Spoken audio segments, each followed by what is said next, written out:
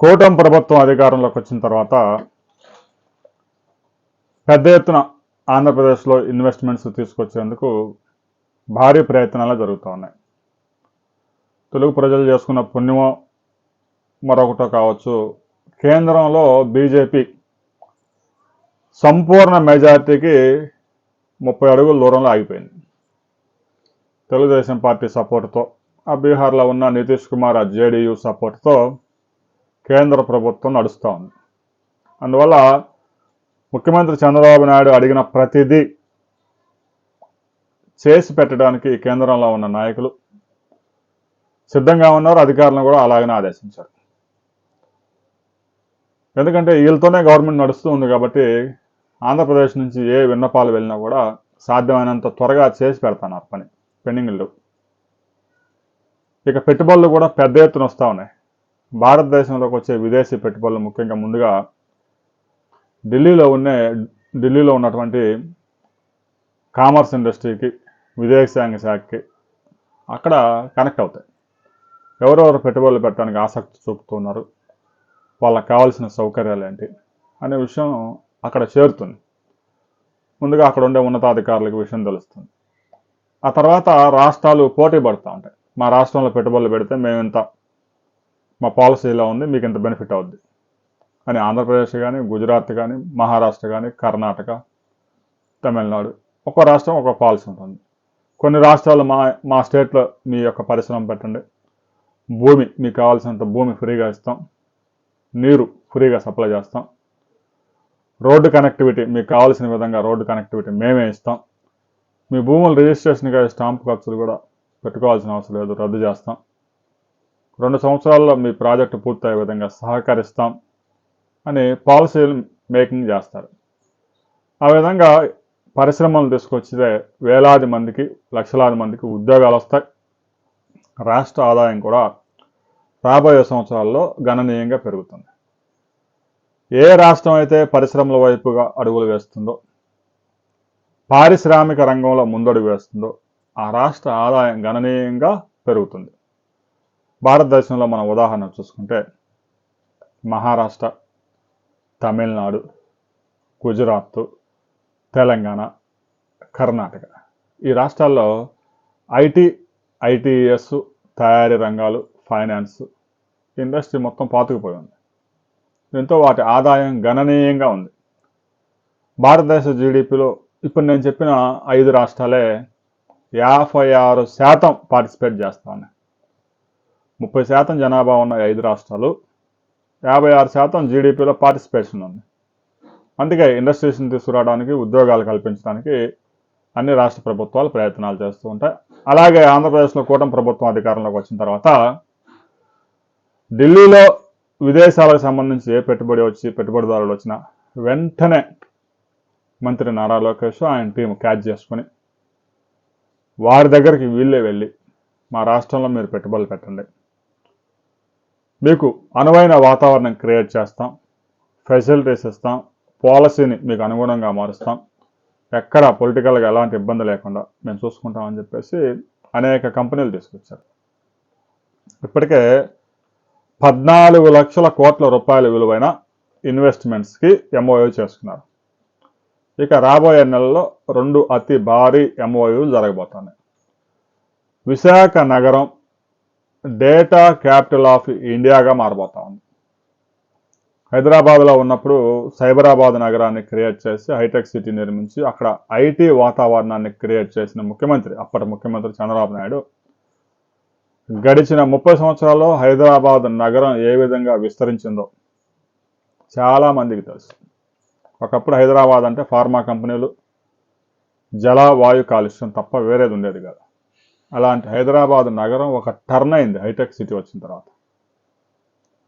హైదరాబాద్ నగరంలోనే 4 లక్షల మంది ఐటీ ఉద్యోగులు, 10 లక్షల మంది ఐటీఈఎస్ ఎంప్లాయీస్, తెలంగాణ ప్రభుత్వానికి వచ్చే ఆదాయంలో ఒక హైదరాబాద్ నగరం నుంచే 64% వస్తూ ఉంది. దాన్ని బట్టి మీరు అర్థం చేసుకోవచ్చు ఇండస్ట్రీ అనేది అంత పవర్ఫుల్.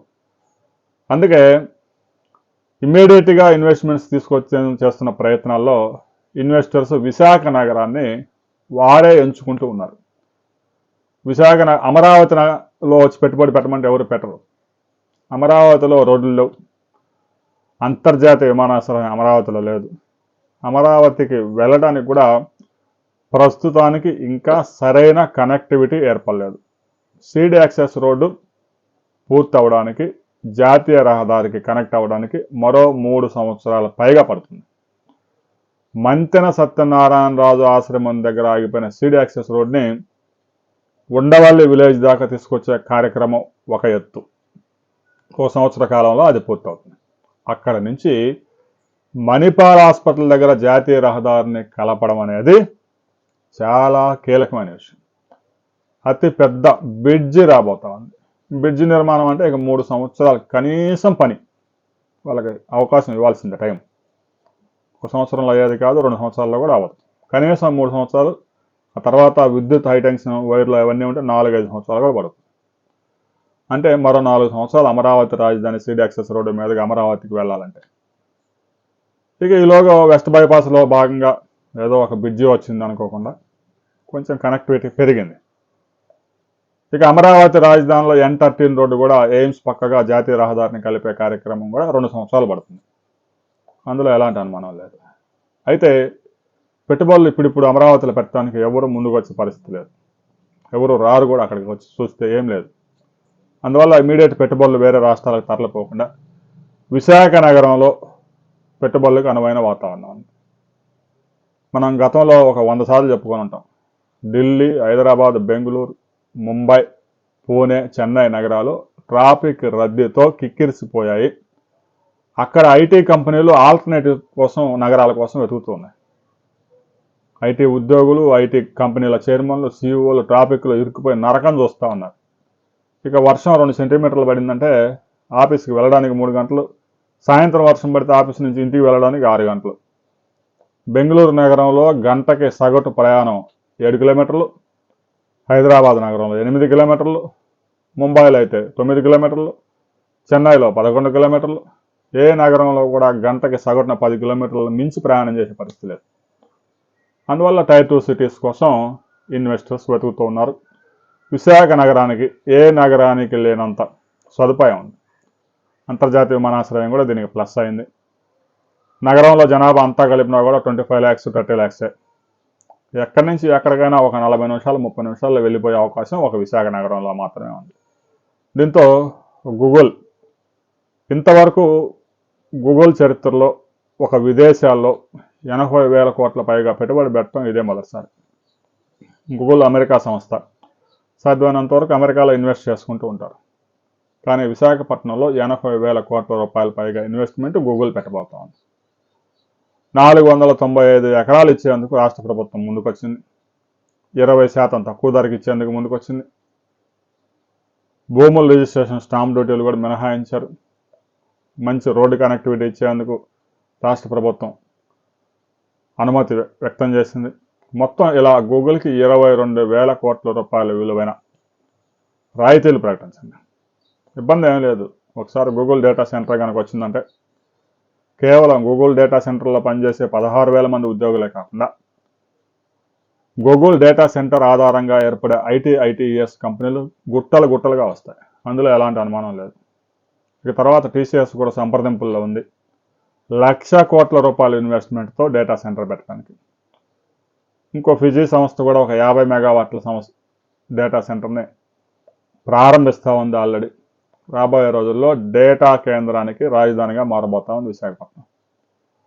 సింగపూర్ నుంచి నేరుగా సముద్ర మార్గం ద్వారా కేబుల్తో కనెక్టివిటీ చేసుకోవటం, cloud storage, data management, data transfer చేయటం, ఈ విధంగా ఐటీ కంపెనీలకి సపోర్టుగా ఉంటాయి ఈ డేటా కేంద్రాలు. దీంతో ఐటీ కంపెనీలు, ఐటీఈఎస్ కంపెనీలు విశాఖ నగరానికి వెళ్ళబోతా ఉన్నాయి. జగన్మోహన్ రెడ్డి విశాఖని పాలనా రాజధానిగా ప్రకటించి రుషికొండ మీద అయితే ప్యాలెస్ అయితే కట్టాడు. కానీ విశాఖ నగరంలో ఒక కొత్త ఉద్యోగం కూడా క్రియేట్ చేయలేకపోయాడు. పరిశ్రమలను తీసుకురావడం వాళ్ళ పాలసీ కాదు. ప్రతి సంవత్సరం 350 కోట్ల రూపాయల ట్యాక్సులు ఆంధ్రప్రదేశ్కి కట్టే అమర్ రాజా బ్యాటరీనే తెలంగాణకి తరిమి వేసిన దండుపాళ్యం పాలెగాళ్ళు వీళ్ళంతా. వారు చెప్పు చేతల్లో ఉండాలి జనమంతా అని చూస్తారు. వాళ్ళు వేసే బిస్కెట్ల కోసం, కుక్క బిస్కెట్ల కోసం ఎదురు చూడాలి జనం బాగా సంపాదించి బాగుపడితే వీళ్ళు మన మాట వినరు అనే మైండ్ సెట్ వాళ్ళు ఇంకా వదులుకోలేదు బ్రిటిష్ కాలం నుంచి. దాంతో పరిశ్రమలు తీసుకొచ్చే ప్రయత్నం చేయాలి. విశాఖ నగరం రాబోయే 20 సంవత్సరాల్లో 10 లక్షల ఉద్యోగాలు విశాఖ నగరంలో క్రియేట్ కాబోతా ఉన్నాయి. మరి అమరావతి పరిస్థితి ఏంది? పరిశ్రమలన్నీ విశాఖ నగరానికి, మరి అమరావతిలో ఏం పెడతారు అని ఒక వ్యక్తి సోషల్ మీడియాలో కామెంట్ చేస్తే కింద వేరొకరు రాశారు, పరిశ్రమలు విశాఖపట్నంలో పెడతాం, మొక్కలు అమరావతిలో పెడతాం అని పెట్టి.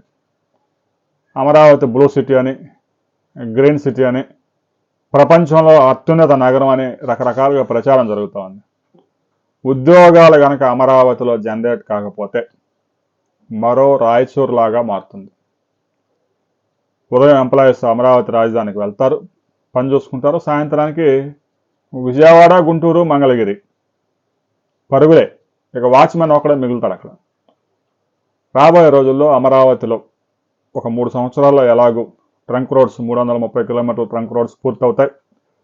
సీడ్ యాక్సెస్ రోడ్డు కూడా దాదాపుగా పూర్తవుతుంది. ప్రస్తుతం ఉన్న విఐటి, ఎస్ఆర్ఎం, అమృత యూనివర్సిటీస్, ఆ ఎన్టీఆర్ క్యాన్సర్ హాస్పిటల్ రాబోతా ఉంది. 12 జాతీయ బ్యాంకుల కార్యాలయాలు ఒకేసారి ప్రారంభిస్తూ ఉన్నారు. సిఆర్డీఏ కార్యకలాపాలు రేపటి నుంచి ప్రారంభం కాబోతా ఉన్నాయి. అక్కడే మున్సిపల్ శాఖ కూడా ప్రారంభం చేయబోతా ఉంది. రాబోయే రోజుల్లో 3 సంవత్సరాల తర్వాత అయినా అమరావతి రాజధానిలో కనీసం 2 లక్షల జాబ్స్ కనుక జనరేట్ చేయకపోతే అమరావతి రాజధాని డే సిటీగా మిగిలిపోతుంది. సాయంత్రానికి అక్కడ ఎవడు ఉండడు. ఉద్యోగాలు ఉండాలా, ఎంప్లాయీస్ హౌసెస్ ఉండాలి అక్కడ. ముఖ్యంగా ఎంప్లాయీస్ అంటే కేవలం ప్రభుత్వ ఉద్యోగులు, సచివాలయంలో పనిచేసేవాళ్ళు, హైకోర్టులో పనిచేసేవాళ్ళే కాదు. వారు మొత్తం అందరూ కలిపినా 12,000 మంది కూడా ఉండరు. ప్రైవేటు రంగంలో 2 లక్షల ఉద్యోగాలు రావాలి, 2 లక్షల మంది అక్కడ హౌసింగ్ ఏర్పాటు చేసుకోవాలి, అక్కడే ఉండాలి. అప్పుడే అమరావతి రాజధానిలో కనీసం ఒక 10 లక్షల జనాభా ఏర్పడే అవకాశం ఉంది. ఈ కళ సాకారం కావాలంటే కనీసం 12 సంవత్సరాలు పట్టే అవకాశం ఉంది. ఎవరికైనా డౌట్ ఉంటే రాసి పెట్టుకోండి. జగన్మోహన్ రెడ్డి ముఖ్యమంత్రి అయితే మాత్రం ఇంకా అది ఆ కళ సాకారం కాదు, కళగానే మిగిలిపోయింది. అందులో ఎలాంటి అనుమానం లేదు. ప్రస్తుతానికి ఇన్వెస్ట్మెంట్స్ మొత్తం విశాఖపట్నం పోతాయని బాధపడాల్సిన అవసరం లేదు. రాబోయే 3 సంవత్సరాల తర్వాత ఇన్వెస్ట్మెంట్స్ అమరావతికి వచ్చే అవకాశం ఉంది. ప్రస్తుతానికి అమరావతిలో ఇన్వెస్ట్మెంట్ చేయడానికి ఎవరు ఒక్క అడుగు కూడా ముందుకు రావడం లేదు. దీని మీద మీకు ఎలాంటి అభిప్రాయం ఉన్నా కూడా తప్పనిసరిగా కామెంట్ చేయండి.